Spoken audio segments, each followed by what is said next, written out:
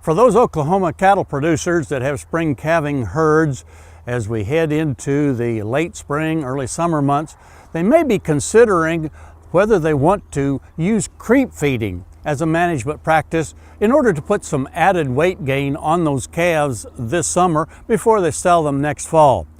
Before you make the decision to put creep feeders out this summer, I really encourage you to spend some time with pencil and paper and perhaps a calculator and make sure that that particular practice would be profitable in your situation. You see, what you need to consider is the conversion rate, the amount of feed it takes to increase weight gain on these calves.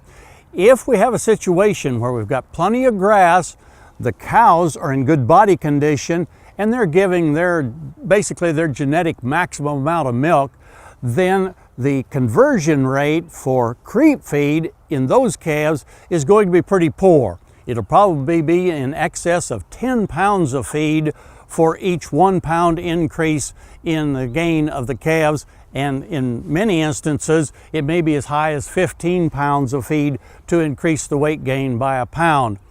That's going to be pretty expensive, because if the creep feed is costing us, say, about $300 a ton, that's 15 cents a pound for the feed. And if we're got a conversion rate of 10 to 1, that's $1.50 that we're spending for each 1 pound of added gain. Now, in first glance, that may look like a pretty good deal, with calves bringing about $1.80 a pound right now. But when you consider the value of the added gain, because those heavier calves will bring fewer dollars per hundredweight than will the lighter calves, you'll have a slide in the pricing of those calves, and the value of added gain will often be only about 80 cents per pound. So we have to have the creep feeding program be cheaper than 80 cents amount of feed for each 1 pound of gain.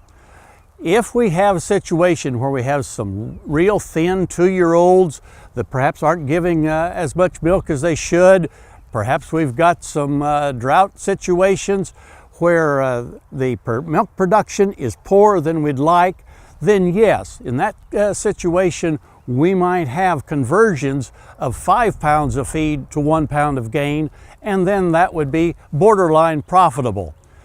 I really encourage you to spend some time doing the math, because we've got good growing conditions. In most cases, those cows are going to give enough milk to get that calf grown out to be adequate in size at weaning time. Hey, we look forward to visiting with you again next week on Sunup's Cow-Calf Corner.